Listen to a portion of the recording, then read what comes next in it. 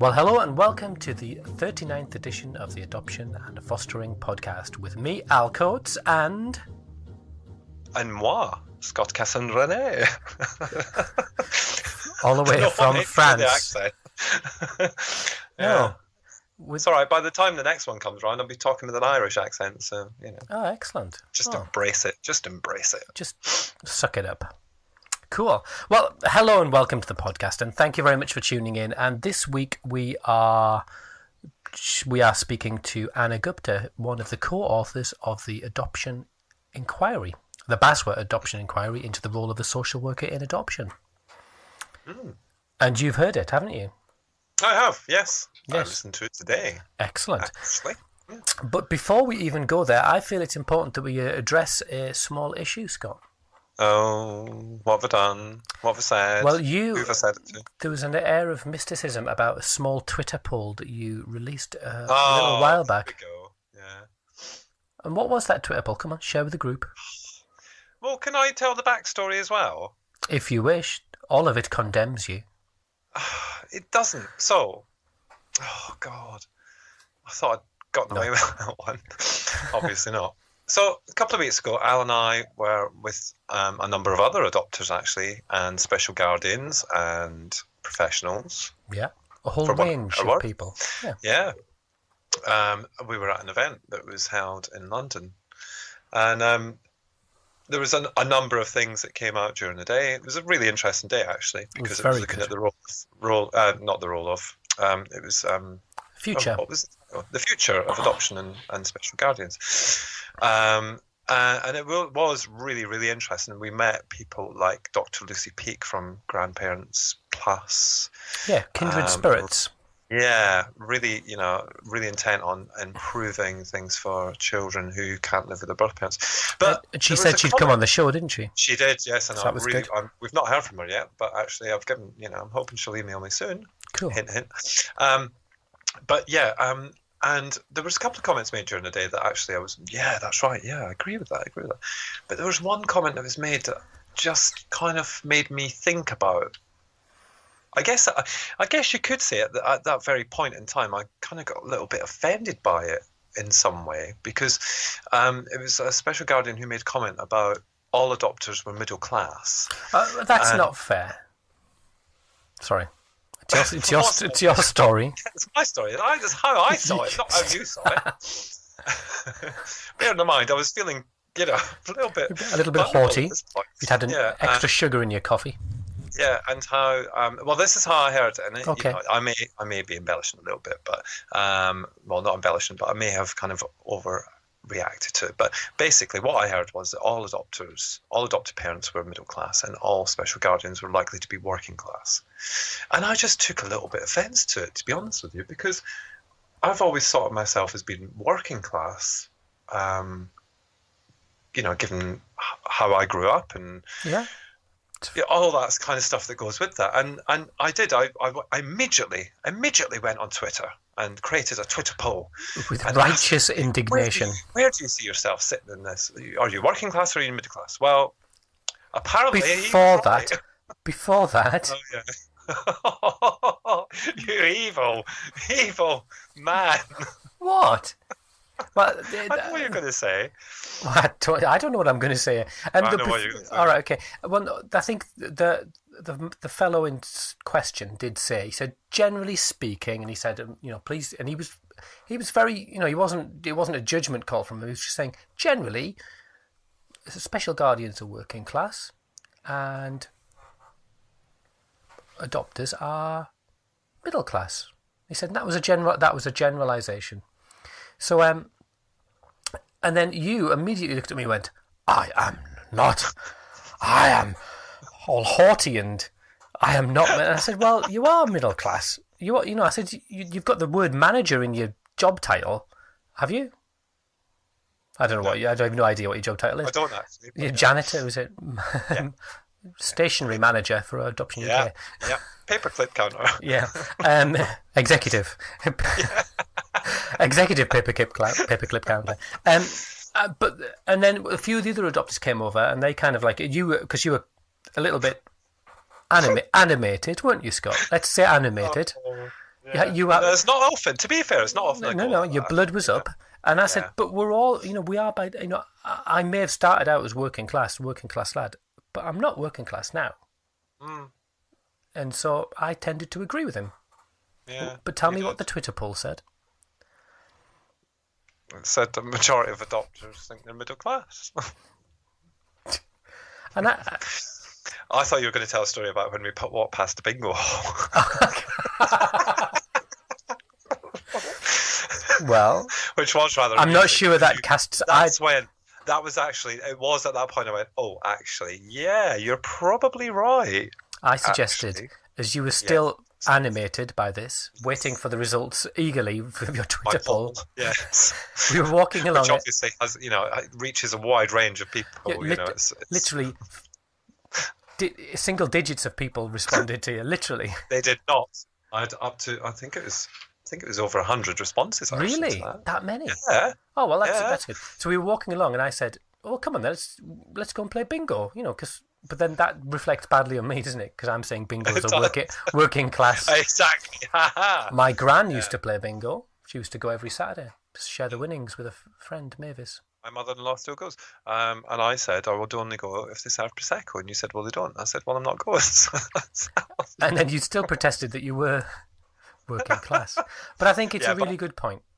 Yeah, well, it is, isn't it? Because you used the word there, generally.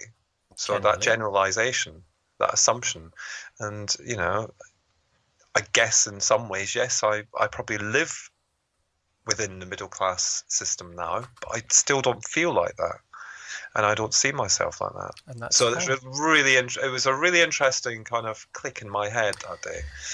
And of course now you call me posh boy all the time, aren't you? So. Yeah, posh boy. But what it made me think of as well around special guardians, because I think that we share an awful lot of common themes in the children that we care for, and I think that kind of there was a really serious issue underneath, saying that actually, as middle class people, that we potentially have a bit more agency, in how that impacts on our children's welfare.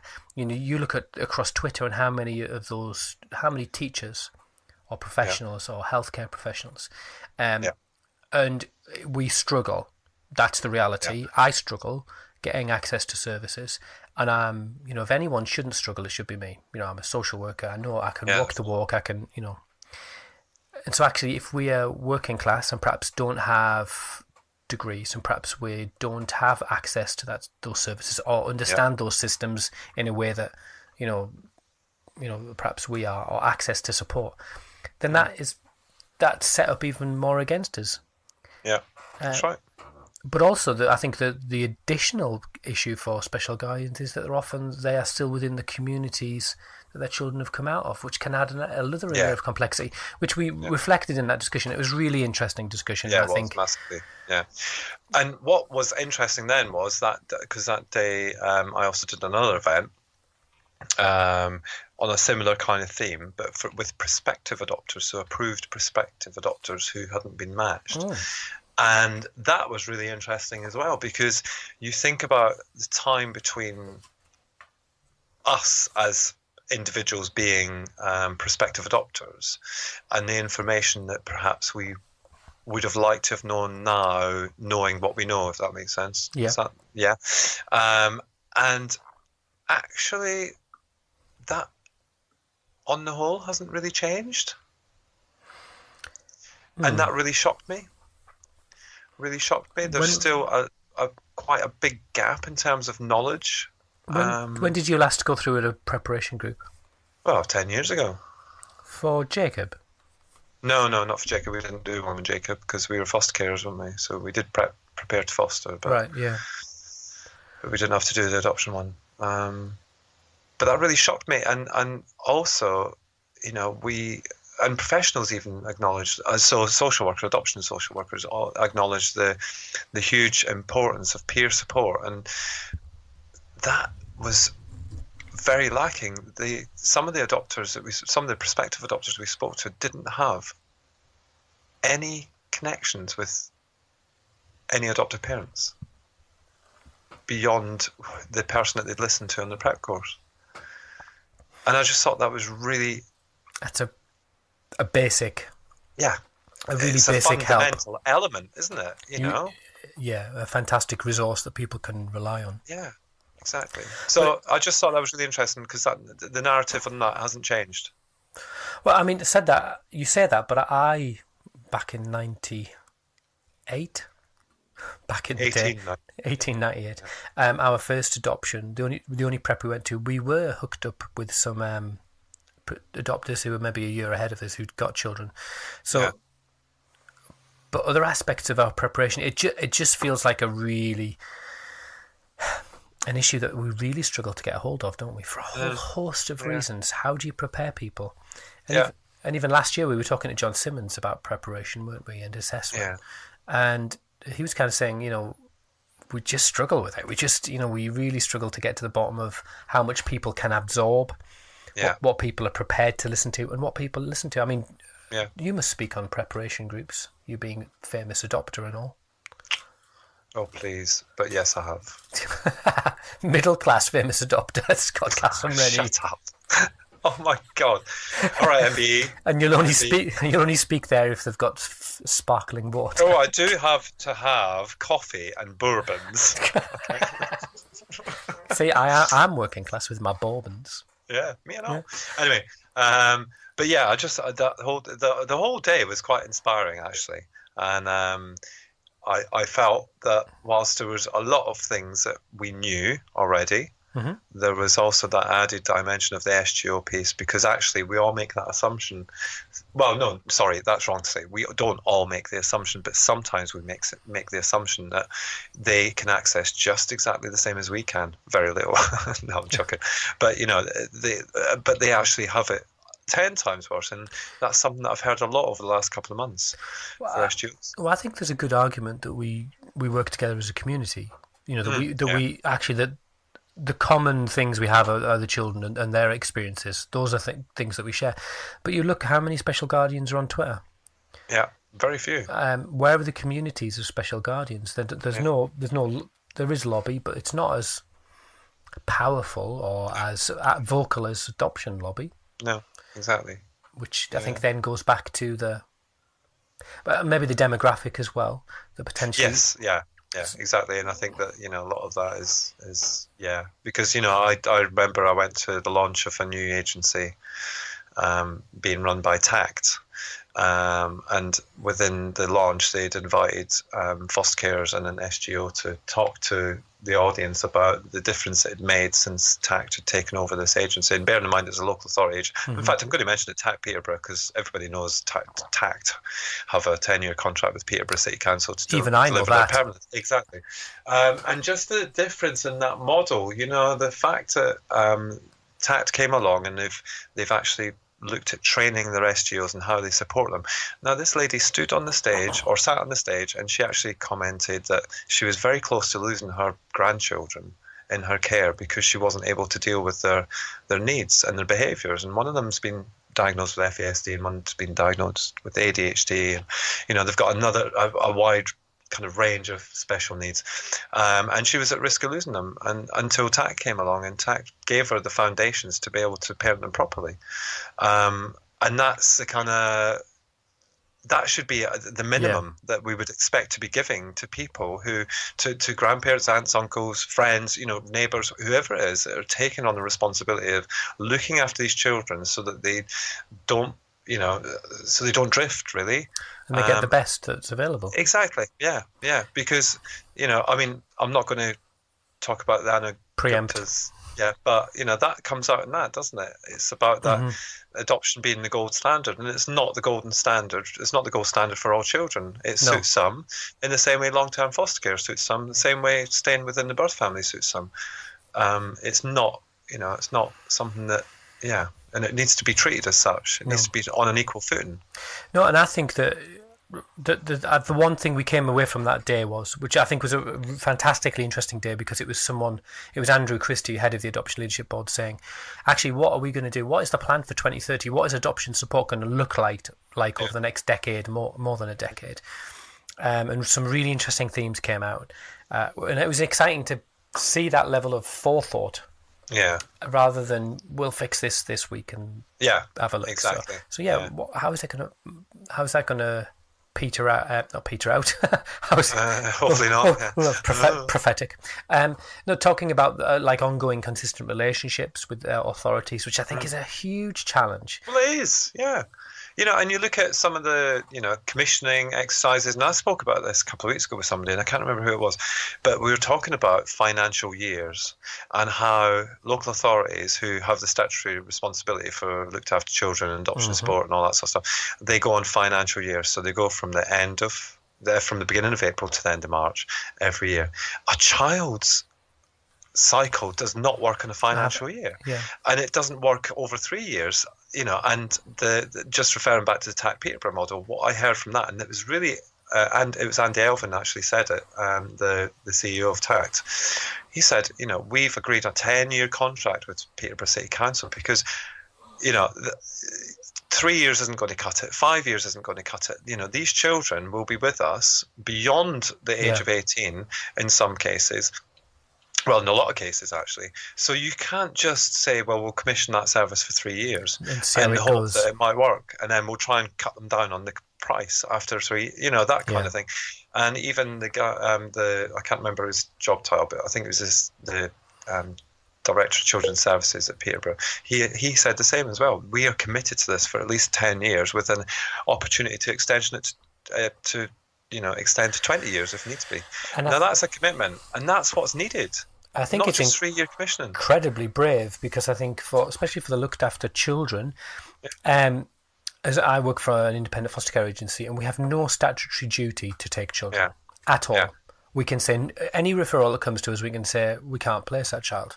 We haven't got the appropriate foster carers. There's no good matches, which suits us perfectly, because we're not then trying to put square pegs into round holes, if you'll excuse the crude phrase. But to go into a local authority and say we will take over that statutory duty where you have to. So it's whatever it is. It's 10:30 tonight. If the call comes in, we need to place a child.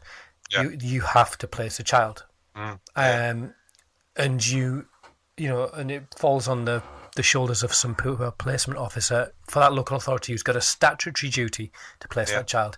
And so I think for an organisation to go in and willingly take on that duty, they've got to really be confident they can do it.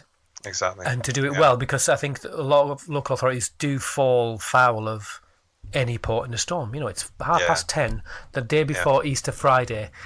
Yeah. And you say, you'll know. We all know, anecdotally, we know. Yeah. Little Johnny, don't care what he is or what he does. No. And he needs a bed. Yeah, and I hold our duty phone on and off, and so I got a call. I've had a call at 4:00 in the morning from a local authority's referral team placement officer saying, we need a foster carer now. And it's 4:00 in the morning. I'm thinking, who am I? Where am I? Right, okay, why am I talking about working? Is this a dream? Yeah, another one of your dreams. Yeah, where's the Queen? And then I kind of get my wits and I go, right, okay, give me a quick rundown of the child and say, well, he's in a police station. Right, okay, why isn't he in a police station? He's in a police station because he's assaulted his carer. Right. Okay, and you want me to put him with another foster carer tonight? A serious question. And I'd say, I'm sorry, my heart goes out to you. And I said my heart goes out to you, but I haven't got a carer who I'm prepared to do that on the limited information you've given me. So, and that's the reality of fostering. And I think it's very easy to get people. I think people can step back and go, oh, well, it should be like this and that and the other. But that's the reality for a lot of children. Because the stock take, and we're going to speak to Mark Bowers, aren't we? Mark Bowers. Oh, why do I keep calling me Bowers? I don't know why you call him Bowers. Poor man. Apologies, Mark. Really, he won't be listening. He's far too important to listen to this. That's true. It's true. Mark Bowers, who's co-wrote the Fostering Stocktake, which has been universally disliked. So I'd be really interested to speak to him about that. But also, he's an adopter as well, isn't he? Yeah, And I think that's what's quite interesting about it, because I'd be interested to kind of hear his views on all of it. Yeah, on all of it, yeah. And I think he's got a fantastic story. Hugh Thornbury told me, I was in a meeting with Hugh Thornbury, he went, see him over there, and he told me his story. That was quite an odd moment. There's your name dropping again, honestly. Yeah. Goodness, honestly. So, well, I just wanted to mention one thing, because you've obviously got me over a barrel with the middle class thing. So I've just got to mention one thing that actually the other day... Yeah, Bosh Boy. But I've got something to put back to you, and that's about, and I'm not going to tell you where it came from, but you've been referred to as my straight husband.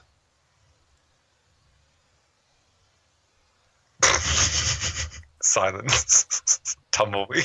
I'm trying to work out what that even means. Well, apparently that means that I don't know what that means actually. Just thinking about it. Is it a compliment? I think it must mean that someone thinks that we've got a rather like Eric and Ernie. Yeah. I was going to say Ant and Dec, but I don't think we'll go there right now. Move on. Yeah, a bit like Eric and Ernie. We've got podcast towers sharing a bed, but on a purely platonic way. Yeah, with pajamas. Pajamas. Buttoned right up to the top. Too far. I actually questioned this person, because it was just literally... Who was it? It's like, I'm not telling you. And it was because they'd been listening to the podcast. And they said, it does sound like you're kind of a couple. And we've had this comment before, haven't we, from someone else? Well, it wasn't a comment, it was a genuine belief. Well, it was, yes, that's right, yeah. Who we've not heard from in a while, so let us know you're still alive, please. I just thought it was really interesting, because to say my straight husband, which would mean what? I don't know what that actually means, but I think that... A marriage of convenience. Yeah, we're very comfortable together, I think was what they were trying to get at, that, you've got all of your things that you do, and I've got all of my things that I do, and yet we come in and we don't seem to fall out about our own opinions, and we don't disagree and stuff. And I thought it was quite a nice little... Yeah, I mean, I don't have a problem with anything you say, because I just know that you're wrong. Just delete it out as well, so, whatever. Yeah, You just know I'm wrong, did you just say? No. Oh my God, right, that's it. What's it? Hashtag podcast tiff, was it? Podcast tiff. And I never even liked your beard. No, I do. I think your beard's fetching. I was just going to say, you're making it sound like I don't have it. I've still got it. Yeah, it's very good. That's nice to know that people are bothered, I think. But if our partners find out, it could turn ugly, couldn't it? Well, I don't think so. I think they'd actually be quite pleased to get rid of us. Well, you speak the truth there. We finally agree on something. Yeah. I saw a comment that Mrs. C made on Facebook earlier when about the posh boy thing. No, I've not seen that. What did she say? said, Mr. Al Coates, bear in mind you are co-owner of 3 horses, so you can't talk. I'm not even pretending that I'm anything other than middle class. Are you not? Hello. Oh yeah, she put, and you, Al Coates, have part shares in 3 horses. Tally-ho! Yeah. I hate horses. 3 horses. That makes me sound so middle class. Now you've really... I'm not middle class. I am middle class. I'm confused. It was really interesting, because the last time I've seen you with a horse, and you're not interested, you really don't like horses. No. But interestingly, the last time, that was the night with the pink gin, which we were having a conversation about the other night on Twitter. Yeah. Oh, I thought you were going to die that night. It was a bad reaction to those things that you made on the barbecue. Yeah, it was a bad. That last one was a bad pint. I fear for the people who've tuned in, hoping to listen to something. Just like our insightful. Calls, we just waffle on, don't we? Yeah, prattle. So, I do think we should bring our textbook. I really do. I think we might be onto a winner there. A what? We'll speak to Jessica Kingsley and ask them to publish all our texts. Well, actually, do you know what? You say that, and I was thinking. Do you remember? And I really apologise for anyone who's still listening that I can't tell you anything about this. But I was thinking, there's going to come a day when this all ends, right? What? Our careers, right? Naturally ends. What career is that? Well, And I think we've got a story to tell about a podcast guest, haven't we? That we must tell that story on the last podcast. Okay. Do you remember the episode just before Christmas we nearly made? Oh yes, yes. We got The one it where we out. might as well have just got, No, don't even go. Don't shot each other. No, Yeah, just exactly. right. Yeah. Anyway, yes. That is a Moving great on. story. That's a window into our lives. Yes. And so Stay many other tuned things. on episode 6,325,000. Anyway, poor Mrs. Anna Gupta. She's sitting there waiting to be played. Patiently. So yeah, making sure we didn't libel her. Yeah, it was an interesting conversation. It was, and I was really pleased we spoke to it. So I'll put it on, and then maybe we could feedback on that afterwards. Yeah, let's do that. Let's do that. Let's do that. Press play. Cool. Well, Anna, thank you very much for coming on the podcast. Could you tell us who you are and how you ended up being involved in the adoption inquiry? Well, I'm Anna Gupta. I'm a professor of social work at Royal Holloway, which is part of London University. And I work as a social work academic on their master's course and on the post-qualifying courses and PhD program. And how did I? And my interest is in childcare, social work, child protection, family court work, children looked after, adoption and fostering. So I, together with my colleague Briege Featherstone, we put in for a tender. A tender was sent out by BASW for the inquiry, and we put in a tender. I think it was probably December 2015, and it was agreed and around February, March 2016. So it was a competitive tender and we got it. Yeah, I mean that's quite a while ago, isn't it? I mean, in some ways the adoption landscape seems to have shifted quite dramatically over those three years from tender to reporting, doesn't it? It's about 2 years. It's about 2 years since we started the project. Yeah. Yeah. I spoke to a lot of people and they'd kind of had a presumption of where you were going, that you would be against adoption. But that's not how it reads. Was that something you'd heard before that? Yes, we had heard that. That's what people were expecting of the report, written by Briege and myself. Certainly, it wasn't.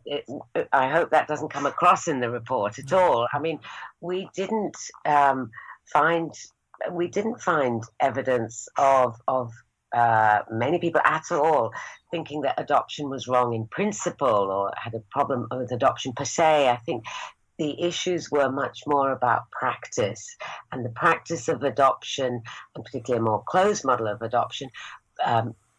As it is certainly in England and Scotland and Wales, and some of the policy context in England, but also particularly when looking at the wider social policies, which are cutting family support, increasing inequality, and increasing workloads and resourcing to local authorities. So it's within that context practice was seen as elements of practice were seen as problematic, but not adoption per se. Yeah.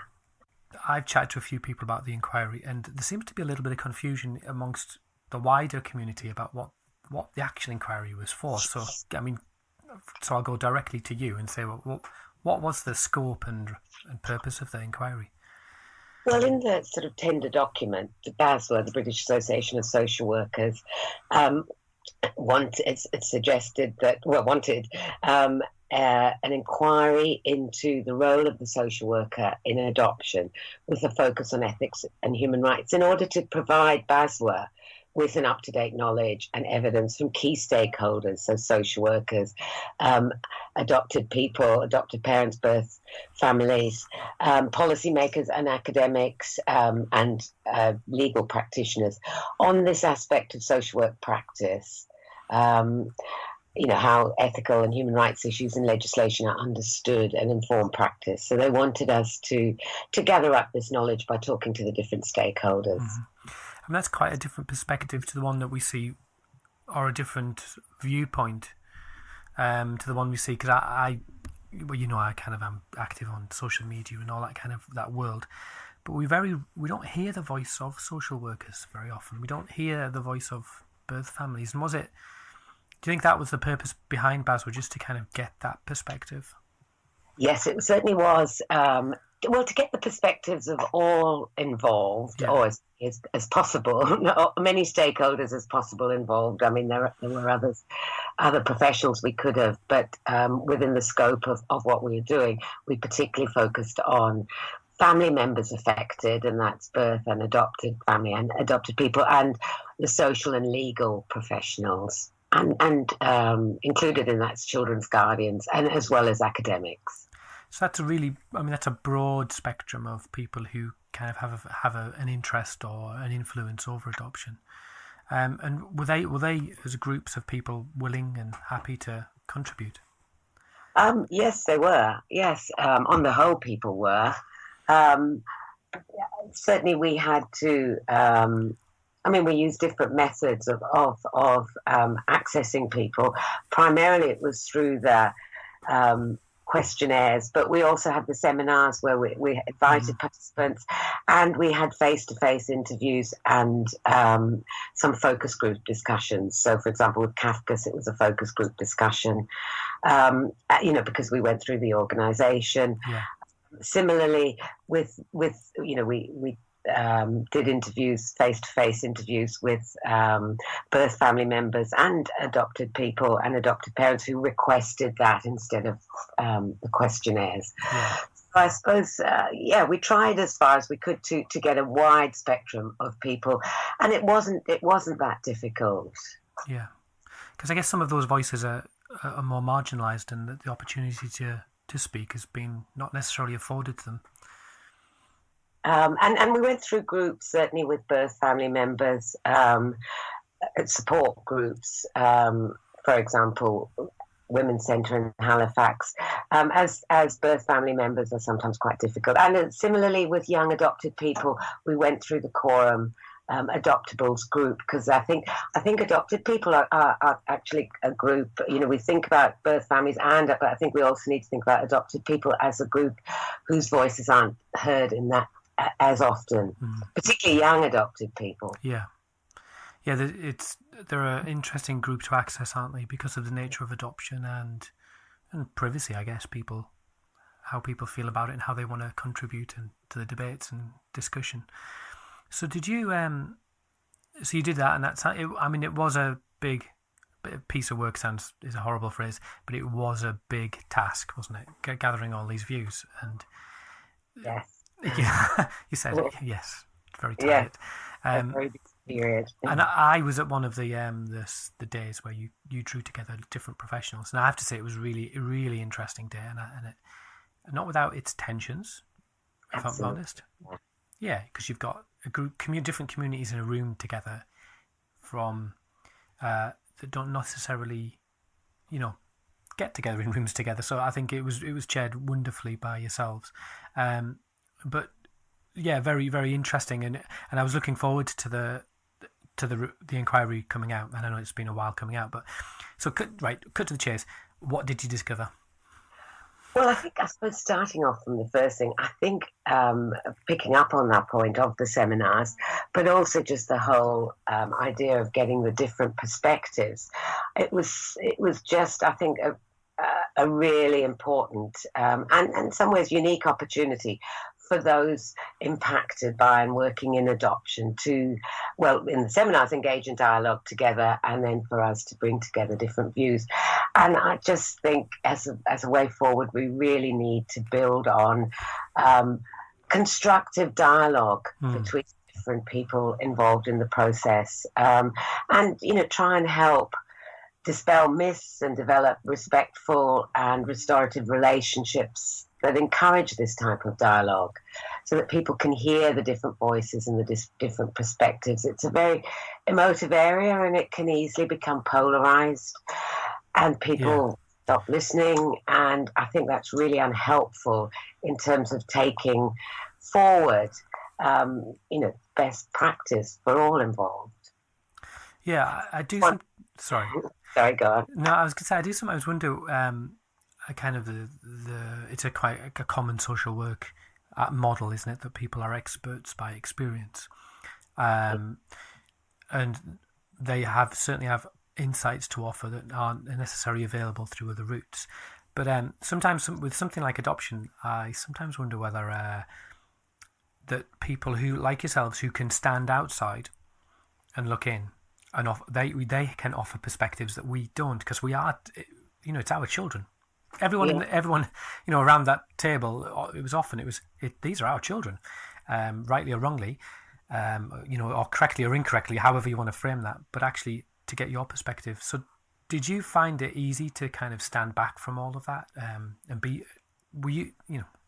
to be subjective or objective? Sorry, not subjective. We all bring our different sort of feelings and views and assumptions to processes, and as researchers, Briege and I and Sue, who was our research assistant, were very conscious and tried to be reflective about these, so that we were trying to try and understand the different perspectives as best as possible, and try and within the context of bringing our own work and ideas and values, as everyone does, we were trying to be as objective as possible and listening to all of those views. Yeah. It wasn't without. It was it's not an easy process. It's not an easy process hearing different people's stories, and some very, very painful stories. Yeah. We heard from various people involved.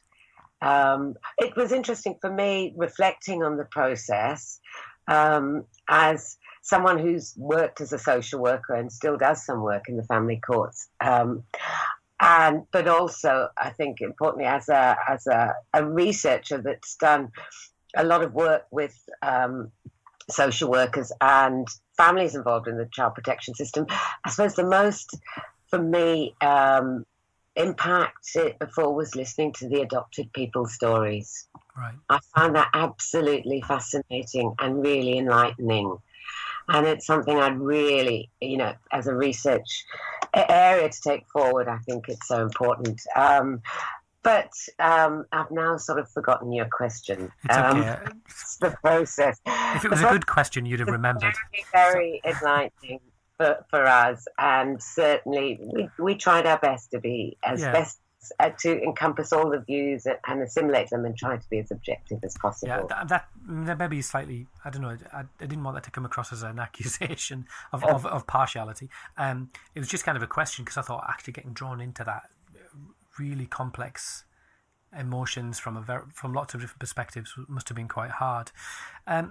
So really, I know that the Adoption Enquiry report can be accessed online, so we haven't got the time or inclination to kind of go through blow by blow.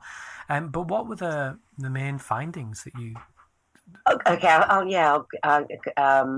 go through just the main, because there's quite a lot in the report. Around in terms of sort of the broader view on adoption, certainly, I suppose a key thing that came out is the importance of seeing adoption within the wider sort of social policy context. I mean, we looked at adoption. We looked at when it was focusing on adoption, but we didn't look at international adoptions. We didn't look at step adoptions. It was adoptions from care, which are the largest number of adoptions in this, in the 4 countries, and so it needs to be discussed within the context of wider social policies. I suppose whereas I suppose the findings can be thought of as a broadly about adoption practice as it is, but then specifically there were issues related to adoption in the current context of austerity as well. So a number of social workers, birth families, adoptive families, legal professionals, expressed concern about the wider child protection policies and the impact of austerity on public service resourcing, on benefits, on social services, on children's services, the caseloads, and the family support services, and that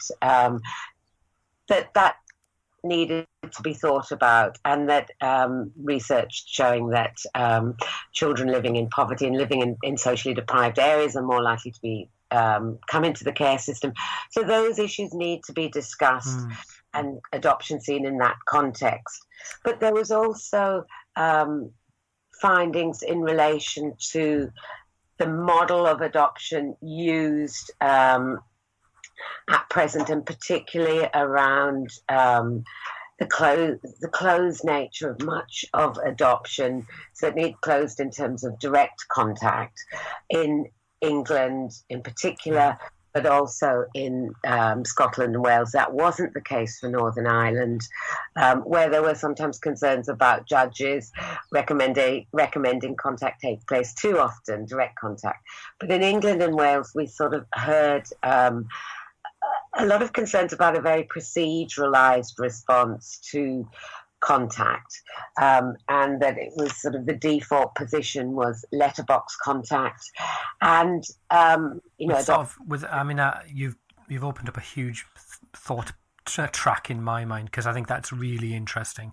But so you mentioned in Northern Ireland that it's much more common. So I'm sorry to cut across you, but I just think, I wasn't aware of that. That in Northern Ireland is it a cultural thing, or is it just a practice issue that makes contact much more sort of? Well, it comes from the courts, it comes from the judges, Right.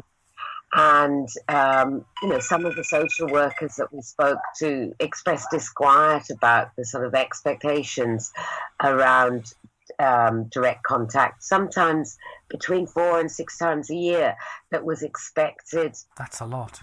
By judges, and particularly when there was limited amount of post-adoption support services. I mean, that's the other thing that came across very, very strongly is, and obviously something that you're very close to your heart, is that the lack of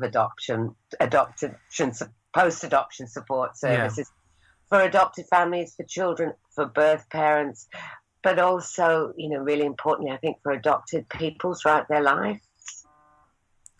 Yeah. So, I mean, it's really interesting. It did stand out as being quite different. Because I think that even yesterday I was reading something by a group of adopters who was saying, "Whoa, slow down on contact. We've got our concerns, we've got our worries," and rightly so that they express that perspective. But then I've also seen within days other situations where adopters saying, "I want more contact, but I'm being held back by the policies and procedures of my local authority, or a kind of a risk-averse culture, or just don't know where to start. I'm getting no help, and I want support in that." So I think that of all of the recommendations that came out, that was one of the ones that I kind of went, that remains a really kind of prescient and focused issue for a lot of families on both sides of the coin. Absolutely. And we heard stories from both sides of the coin as well, from adopters wanting to pursue it more, and for others expressing reservations about it. Yeah. And again, if it is going to change, if there is going to be more direct contact, it needs to be supported. I mean, it would, it can't just happen without a resource and culture change within local authorities around post-adoption support. What was because obviously the focus of the inquiry, which again, I keep, when people talk to me about the inquiry, I keep saying, but read the title. The title is the role of the social worker in adoption. People either just have thought it was something it wasn't, or thought it should be something that it couldn't be. But what was the perspective of professionals in relation to contact? Well, varied, but certainly there was amongst social workers an openness to think about it for a lot of the social work respondents, but with the caveat that it needed to be resourced. There were concerns expressed by particularly social workers but also obviously from the family members, as I said about letterbox contact. So, generally open to the idea, but, with concerns about the lack of support services that would be provided. Yeah, which I think is what probably is reflected by most people, is that what we don't want is this blanket approach, this, like you said, this rubber stamping of, oh, what sort of contact, and it's as though someone ticks in a letterbox, because that's well, I think absolutely, and I think having the Northern Ireland, shows that as well. It shouldn't be a proceduralized, routinized response in either way. In England it is just letterbox or direct contact with Northern Ireland, or often is Northern Ireland, and I think that it's got to be an individualized approach. Yeah.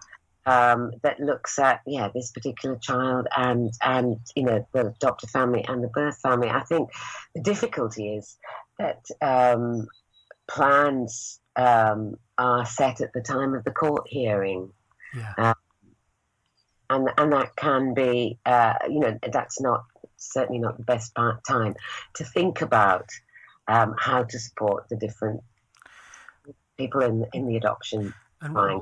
And why do you say that? I'm just curious, because I was reading the report last night, and I found some of the insights by social workers about adopters very interesting and rang true to me about what people say and what people do at that point of contact, or that point of making adoption orders, what adopters would say beforehand, and then what would actually come into fruition about what they promised they would give. And was that something that you were surprised by? I wasn't particularly surprised by it, because I've come across it in my work. It was said on a number of occasions by by social workers. It's at that stage. That's its problem, but it's not just adopters. It's also often birth families are in a very traumatized and emotional state, and so they're often not seen as willing or able to manage contact, whereas they might be if it was further down the process that decisions are made. But so often very little work is done with birth families as well, so there's no sort of flexible response to changes in the various different people, and of course the child's views on the process. Of course, yeah, which again is so often overlooked or not kind of weighed or balanced appropriately. Speaking of what adopters promise, the comment I found really interesting as well by adoption social workers was in relation to changing names. Yeah. Which, complicated. Yes, yeah. So I found what I really liked about the report was the fact that you were listening to voices that don't normally get heard, and I think that is one of its great strengths, is that all the way through these are voices of different people who are just as invested in the adoption process, and some just as equally as any other member. Adopters, I feel that we do get more than a fair crack of the whip. I can say that because I'm an adopter. I'm saying that as an adopter, not a social worker. And it was good to hear other people's voices. One of the issues, because there was a series of recommendations at the back. I feel like we could talk about your inquiry, for so much, because there was so many points that as I read it, really pinged off the page to me.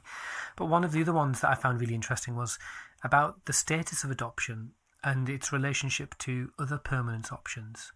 And you sort of made a recommendation about that. What were you looking at? What were you saying in relation to that? Well, I think certainly what we found, particularly in England and to a lesser extent in the other three countries, was the promotion, including by senior members of the government at various times, of adoption as the gold standard. Yeah.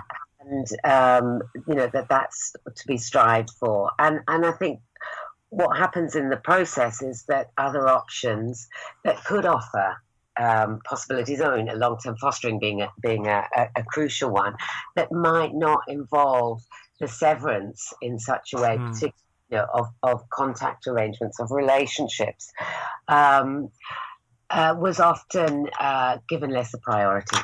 Yeah, wasn't considered in any detail, and so yet actually what we should be looking at is what's the right option for this child, and looking at the various different options, particularly around sibling groups, and that process.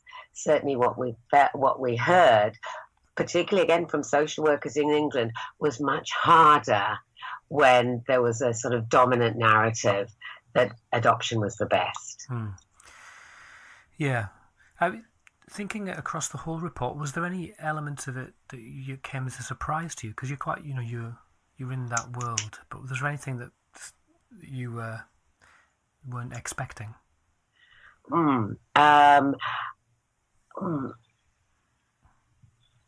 Oh, that's quite a difficult question. Sorry. I suppose for me, and this is just again because I've been quite into this in the system itself and how the system works.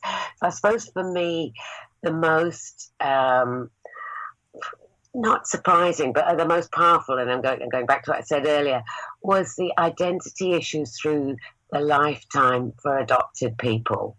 Now, from a lot of people listening to this would go, well, why is that a surprise? But actually, from my perspective and my knowledge, and my work has been primarily children and family social work, and not through, but the sort of long-term implications and the struggle that people can get accessing specialist adoption services through their lifetime. I thought that was, that for me was the most, surprising is not the word, but the most poignant finding, really. Yeah. Yeah. No, I was talking to, for the podcast, I was interviewing Bridget Betts from After Adoption, and she was talking about her experience as an adoptee, but also her experience working with children. And again, it was profoundly moving, the reality that this is not this adoption is not a moment in time. It's a state of being. Absolutely, yeah. It's not an event. Yeah, and that was quite sobering, and it comes out of your report. I would really encourage people to read it and reflect on its purpose, and I have encouraged people to read it. So but what's been the response to it? Varied.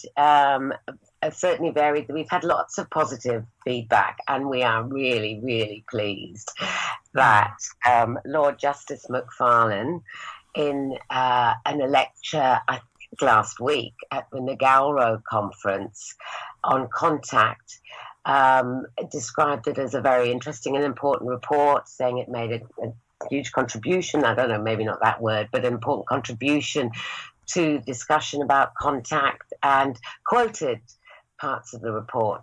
So we were really, really pleased with that. Yeah, of course. And so from a lot of people, we've had a positive response. We've had some not so positive, but I think on the whole, it's been very positively received. Yeah. And we're disseminating it in various ways through conferences, through papers, through our teaching, etc. Yeah. I'll be honest. I live in, if you drew a Venn diagram of my world, I cover all kinds of peculiar corners. So I found that it's not been particularly well received by some adopters that I've spoken to, which I'm genuinely surprised by. But I don't quite understand that. So do you understand some of the criticisms that have been levelled at it? They were talking about how relevant is this? Is this telling us anything new? And I don't want to focus on the negative particularly. But it's fine. Yeah. I suppose I think it goes back to what people were expecting from it. It's not a report going. It's for example, evaluating outcomes in adoption. It wasn't, it was never set out to be that. It is about getting people's views, engaging in discussion, thinking about very, broadly the role of the social worker, what's happening in the process, and a particular focus, which we haven't talked about, but is, social work and ethics. And human rights issues, not being part of it. So I think possibly some of the people might have been expecting something different. Other than that, I don't know. I mean, because the main criticisms I saw were sort of on social media. So it's quite hard to get really what's the reason for it when it's on social media. Yeah, they're not often measured, or they're very binary, aren't they? They don't particularly. There's no nuance to them or explanation. I mean, I would. Though a group called Special Guardians and Adopters Together contacted us because they found that the report resonated with their experiences as adopters and special guardians of seeking support from local authority when things become a child protection system. They were a group of adopters that were quite encouraging about the report. Oh, that's good. That's good that they got in touch and passed on their regards. Can I pull you back to ethics? Because I wonder whether that's because that's a complicated area, isn't it? And we all bring our different ethics to the table. So were you, and I wonder whether that's a debate that sometimes adopters are not particularly comfortable to look into because it's murky, isn't it? Yeah. But also I know from a social work perspective, I've seen things that I've been really uncomfortable with in relation to adoption practice. But where else can we talk about that? And I think that's another, I would hope, something that could be taken away from the inquiry is that we need more spaces to think about these things. We need more spaces. I mean, social workers need to be allowed to and be given time and encouragement to think critically about the ethical issues in their practice. And how it links to wider social context, structural factors. But also, I mean, social workers need to do that, but so does really everyone else involved in the whole process. To think about how we care for children within our society, wider social policy issues, what we want our society to look like. And that was one of your first points, and I wrote it down, about adoption within a wider context. And we're not having that conversation anywhere, are we? No. But in some ways, I mean, certainly, I don't think it's hard because I don't think adopters should feel blamed by this, and I think some might. It's not their fault that the system, that society, that austerity, that cuts are happening. And I've read blogs by adopters that would, and some of the respondents to this, that are quite a number of the adopters responded to this in a way that they didn't feel comfortable with a society that didn't really try to support vulnerable children to remain within their families, and that removal was something that was a last resort. And given that there are, in the context of adequate services being provided for families. So I think that, I would hope that adopters would also, on the whole, understand that it's not anti-them. It's about actually adoption within a wider policy context of how we look after our marginalised and vulnerable families. And I think you're right in what you say, that adopters, perhaps there's a a reservation in having those conversations, because I know that when I really bottom out some of the stuff I know about my children's history and my motivations to adopt, that actually there is no black or white, there's no right or wrong. It's all shades of grey. Absolutely. And that's slightly uncomfortable to come away from that thinking, if this had happened here or that had happened there, then... And that's not necessarily, we're not equipped or supported to have those thoughts or conversations.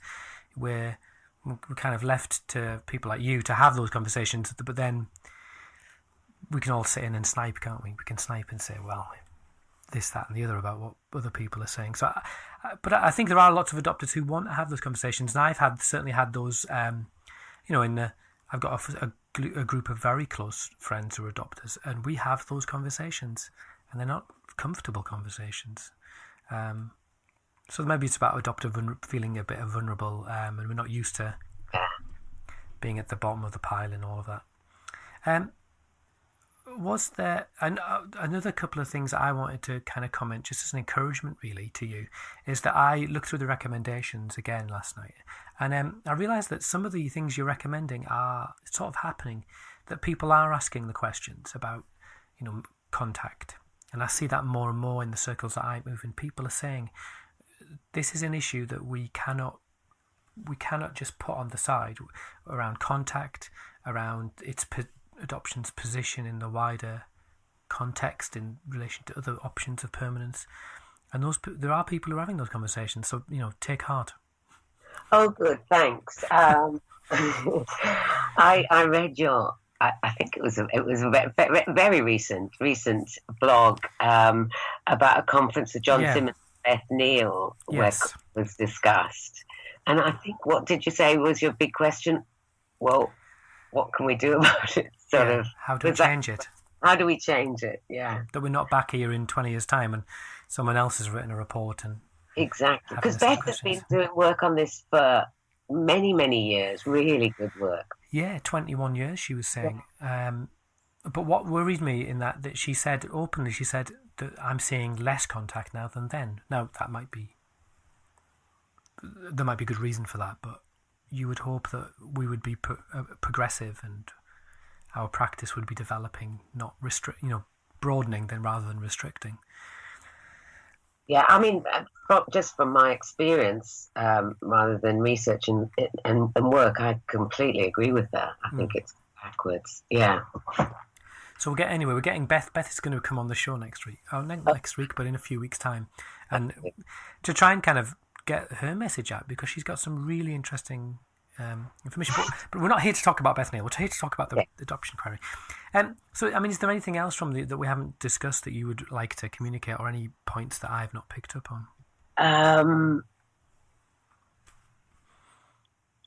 There's loads, but I can't. I can't. There's loads. I'm just trying to think. I think we've covered the main. I think we've covered. Let's.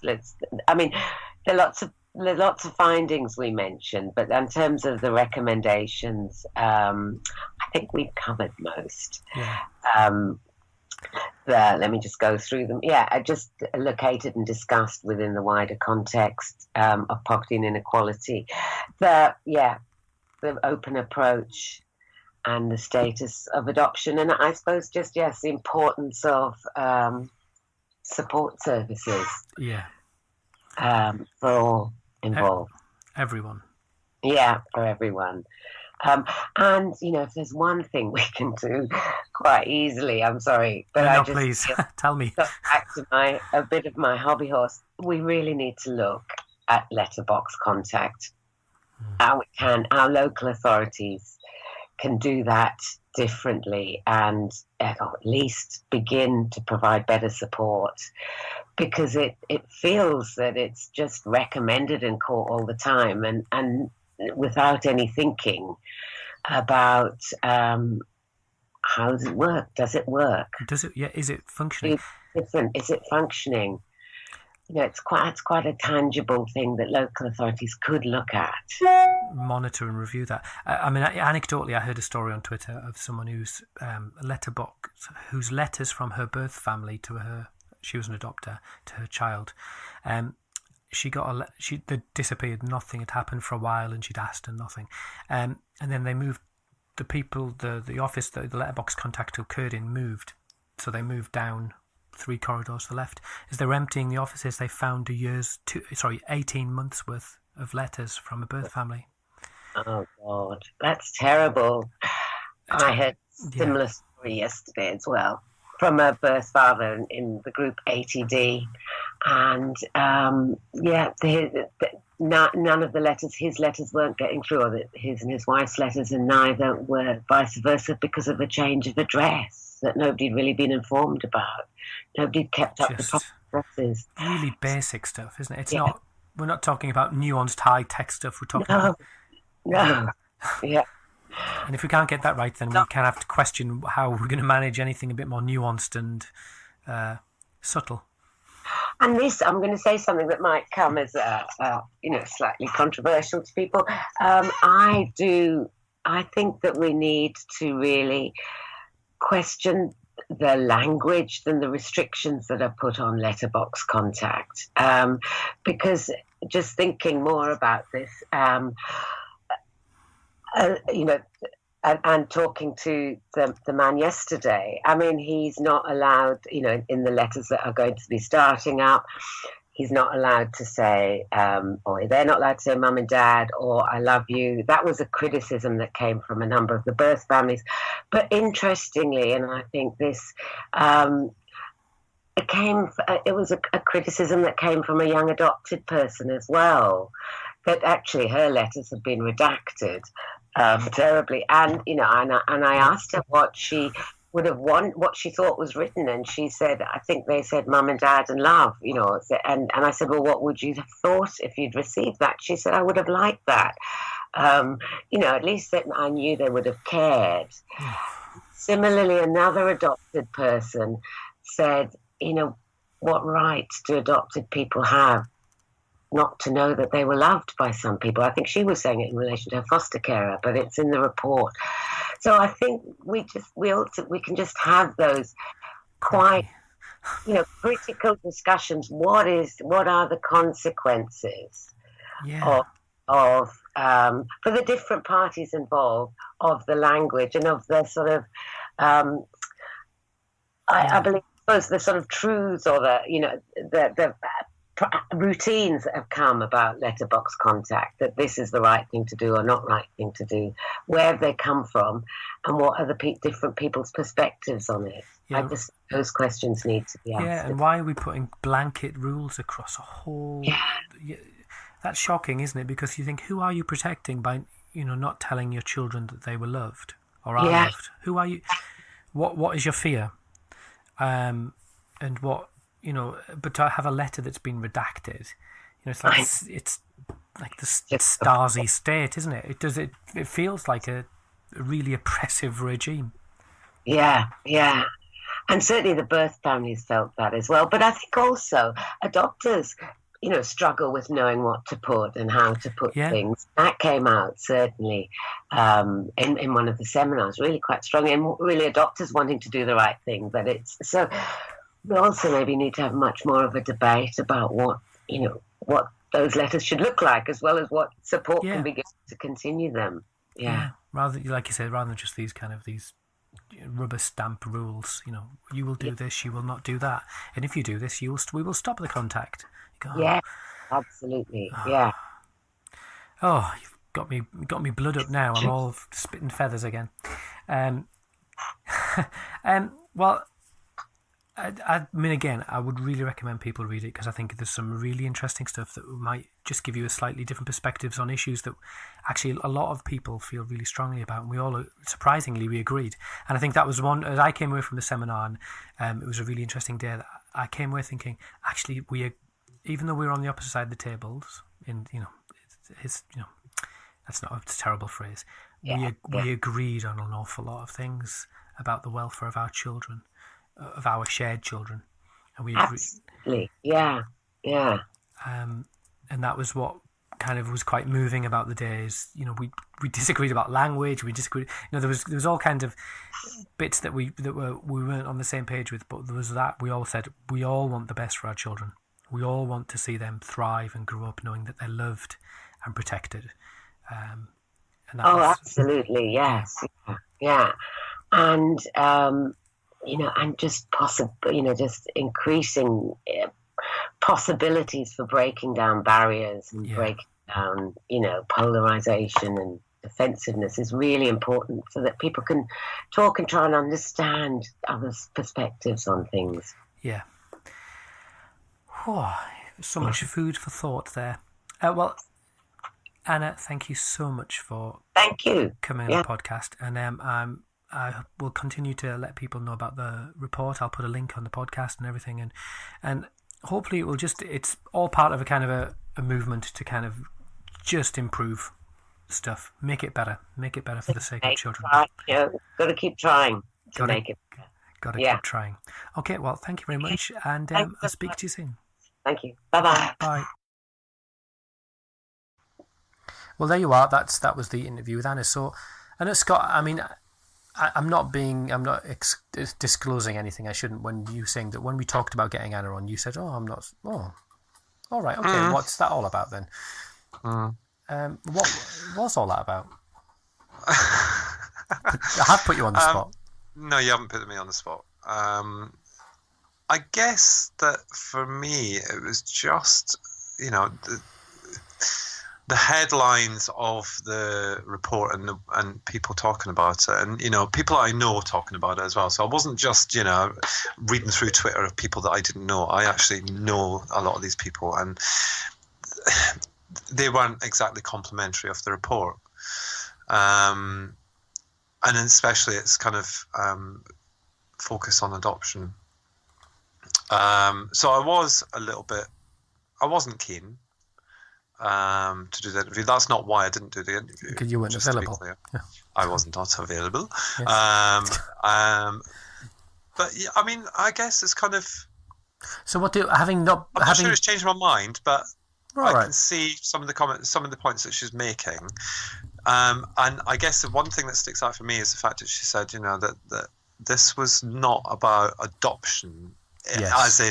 As in children that are placed for adoption. It is about the process and the system. Yeah. It's not about us as adoptive parents. I still don't think it was overly useful for adopters, some of the stuff, but yeah, I'm a little... that's headlines. You are referring to headlines, aren't you? And I think there was headlines that kind of took out which is the nature of headlines, though, isn't it? That of course it is. Yeah, you pick out the worst or the best, don't you? And that'll hook people in and sell your story. Extremes, exactly. But yeah, so yeah, I'm still not convinced. Right. Personally, I still think there's a lot of positives. Contact, massive thing, and I really, really agree with that. And that's what I mean. I'm kind of there's more. In my view now, as being an adopter for 12 years and thinking about things like contact and how that's affected us and how things have changed over the years, the Northern Ireland bit, that was really, really interesting. Yeah. Oh, I'm using one of your words now. Sober and interesting. But that was such an eye-opening comment that was made about Northern Ireland with their contact. Yeah, I hadn't realised that it was kind of not at all.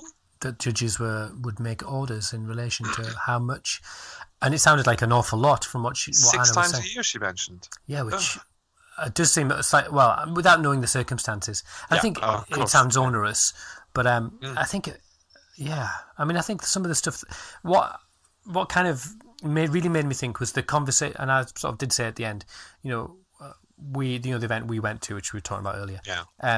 Some of the points that group of people were talking about were the exact recommendations that the inquiry was saying that we need to. Yeah, that's interesting. Yeah. Yeah, we need to look at contact. We need to look at again. We need an individualized model, and of course, you always got to reframe that the inquiry was not about adoption.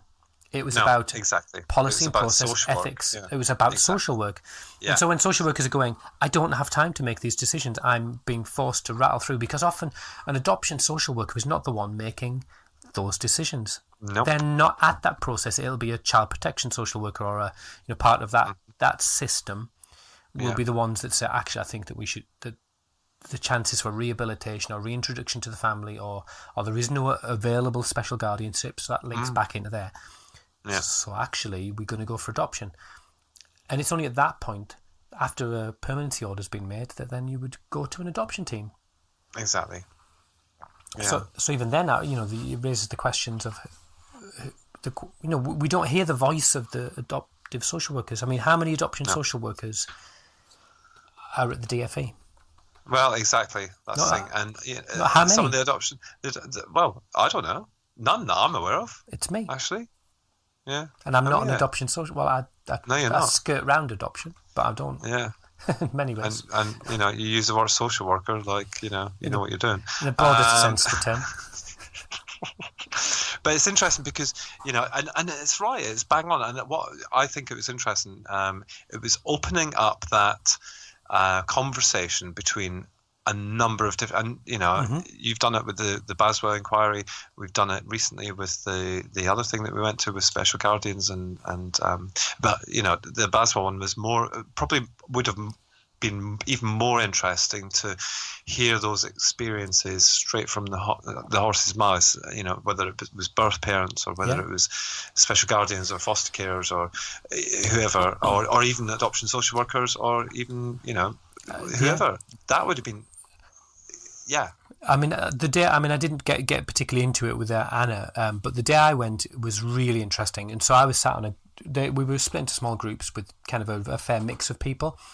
And I have to say that Bridget and Anna chaired it fantastically. So I'm sat in a group with an adopter, but I'm a social worker, and there was a couple of birth parents. Really tricky. I mean, really, really tricky conversations. Yeah. But really good conversations. And we disagreed quite strongly. Yeah. So I was quite conflicted because I thought, well, I want to, I don't have two personalities, but I do have my social. I'm conscious. In that context, I am a social worker, like in a public context. Yeah. But I'm also a dad of a child who's experienced terrible things at the hands of adults of birth family. Yeah. And so you kind of want to go full on and say, whoa, hold on, you paint this picture of this, and they exactly the same wanted to go at me full on and kind of have a proper ding dong, but we all kind of kept our cool. And Anna and Bridget really chaired it very appropriately and actually drew us to what we could agree on. We all want the best for our children. Yeah. We all want them to be safe. We all want them to be protected, and I acknowledged where sometimes the system fails them, but also where it sometimes fails me. Because ultimately it has to come back to children. But adoption isn't always about children, is it? That old chestnut.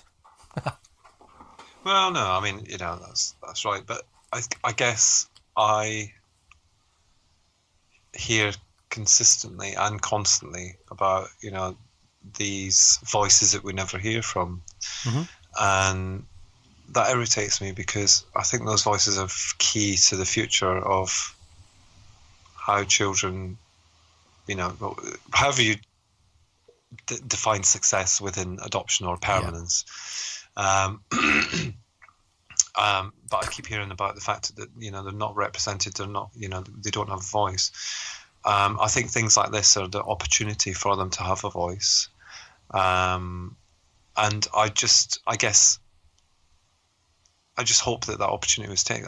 That's gone a little bit off. Well, I think it'd be worth rereading. I think maybe reread it, and because they were talking to legal professionals, the barristers who are or whatever role they had in it, but people who are actually doing the mechanics of this legal stuff and looking at the ethics. They were talking to judges and people from CAFCAS, the children's guardians, who are meant to be in part. CAFCAS sets the guardians who represent no one but the child, and you think actually all of these voices need to be heard. And we get, for a whole host of reasons, adopters, we get our voices get heard more than everyone's. And I know that I'm perhaps talking to the wrong person because you run the Adopt a Voice thing. But even then, you know how Adopt a Voice thing. Oh, I should know. Am I part of it? I have no idea. You are. But yeah, I am. But even then, we see the challenges we face. But we're, in some terms, we're the good guys, aren't we? I'm not saying that, but you know what I mean. We're the yeah. I know what you mean. Yeah. And I did my second. I don't know whether I've told you this. I did my first year student placement when I was a social work student with an organisation called Families in Care, which they support families whose children are in the care system. Right. And includes adoption, but sometimes just children who are in the looked after system. And my mind was just absolutely opened beyond anything I'd ever experienced before that. Imagine. To see the lived reality of those families and a system that was really difficult to negotiate. And then you turn the clock forwards and you'll talk to adopters every single day and they'll say to you, this system's crap. I'm really struggling to get in touch with my social worker, and I'm really struggling, and that's just a post-adoption support social worker. So it's, it's important, but it's not that person's got my child and I need to get in touch with them. So, and then we go back to the thing we talked about at the beginning, is that we're middle class and we've got agency and we know how to. Well, it's true. You know how to represent yourself, don't you? You know how to get the best out of an organisation. I've talked to Tris and we've joked about. He knows how to complain. He knows how to do it well. He does. He just head of complaints for British Rail, or whatever he was. Literally. Literally. So he knows how to make a good complaint now to get professionals to listen to him, and those are skill set that the families don't have. And you kind of got, I have no idea how I ended up at this point of the conversation, but I'm clearly quite passionate. Yeah, you are, obviously. I think what's interesting about that, of course, is the fact that these, especially birth families, they could be just as passionate and just as advocacy led, but there's an underlying issue for them, isn't there? And whether that's neglect or abuse or whatever it is, I don't know. But they could just be like us and in their day-to-day lives, And you know enough adopters that have become the parent, they've become the problem. Yeah, exactly. And it's a fine line between being someone looking for help and someone becoming the problem. Exactly. And it's quite scary. It's very scary. It is very scary because actually, there's that kind of instinct that tells you, well, adopters, foster carers are trained and there's, blah, blah, blah, blah. And actually they're put on this pedestal as being the perfect parent. When in actual fact, it can still go wrong for them as well, you know, in the same way it can go wrong for a birth family. So, I think I will take your advice. I shall reread. And the next podcast, there'll be a quiz. Oh, no, please don't do that. What does recommendation 3 say, Scott? Flick, flick, flick. Flick, flick, yeah. The sound of pages being flicked. Yes, exactly. But no, it was really interesting. And actually, I know you interviewed Bridge. It must have been 18 months ago. It was. I think it was. My goodness, are we that old? Yes. November 2016. Okay, so you interviewed her kind of halfway through the initial bits, didn't you? And she was very kind of personable, and actually Anna seemed very personable as well. And I think that for they've done this report for all the right reasons. Yeah. I think that I don't know. You're right. Headlines are probably not the best thing to make your assumptions on. However, I still think there's a couple of things that maybe personally I just didn't agree with. But we're all allowed our own personal opinions. Well, you can report back on the next podcast. Probably not. Okay. Because I don't like being controversial, as you know. No, you are meek and mild. Yeah, I am. Yeah, I'm slightly confused. Hey, can I advertise something I'm doing? Oh, it depends. Okay. Is this product placement? Product placement. Should be an income from this sort of stuff. It's my new line of handbags. Go on. No, on the 19th of April. Sure. Sorry. On the 19th of April, I'm doing a talk in Leicester. I know you are, because I'm going as well, because I'm going on for work. Are you? Oh, right. Well, do you know where it is? It's at 7:30 in Leicester. I don't even know where it is. Yeah. It's a church. It's on my Facebook page.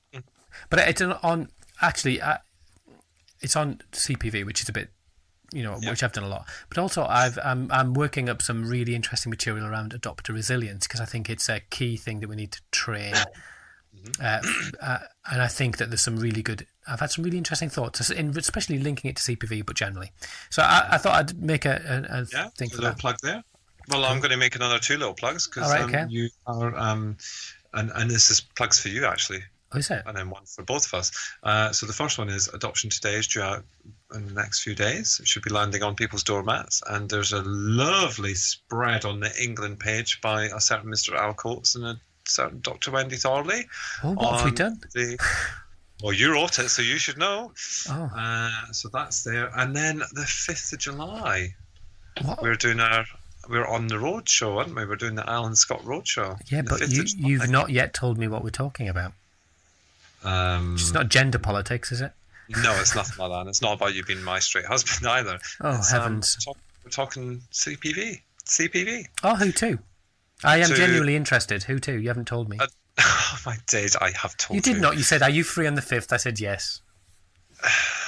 I did say it was about CPV. No, you did not. Honestly, in 1 year. Go on. Look back your text. Look back 3 months of text and tell me. Anyway. I just deleted my texts, and you know why I deleted my texts. Yes, I know, yeah. So there's no trace. Barp. Yeah, we're talking to the good parents, the good adoptive parents, and maybe a few professionals of Essex about child and parent violence. You're going to do a few bits on your current survey and maybe some of the stuff from the previous one. And the new survey is just off the scale. Well, I can't wait to see it. I'm still waiting to see the sneaky peek before it goes. Yeah, really mind-boggling stuff. So, but I need to get my finger out over the Easter weekend and write a chapter. Anyway. Best you got. And yeah, so that's what we're doing that. And we're going to obviously have our usual joint banter as well as a little bit of sensible strategy and stuff, yeah. So the cut and thrust of intellectual debate. Yeah. Well, I can tell you. Yeah. No, I can't. Actually. And I want to say thank you for all the people who put an iTunes review, because we've now got 15 reviews. No. Shut the front door. No. Back the truck up. We haven't really, have we? We haven't really, have we? There was my mum. There was my auntie. Trace, Paula, yeah. Kids. No, so that was really good. And if you wanted to go there and do some more, that's really good. And say whatever you want. Just make it funny. Just. Yeah, exactly. We like. Yeah, not like it's really helpful, and even if it is, don't say that. Just say something. Yeah, no. Keep it light. Yeah. Have we filled up the banter pool to the brim? I'm not sure we've done too much banter on this one because it's quite a serious topic, really. But I think we've done the deeds. Okay, well, in that case, I'm going to say goodbye to you. Have a lovely holiday if I don't see you before then. A biento. Au revoir. Bon Jovi. Next time I see you, I'll be talking in an Irish accent, so it's all good. Oh, well, that's something to look forward to. Fabulous. Okay, then. Right. Cheerio. Ta-ta for now. Bye-bye. Ta-ta. Bye-bye.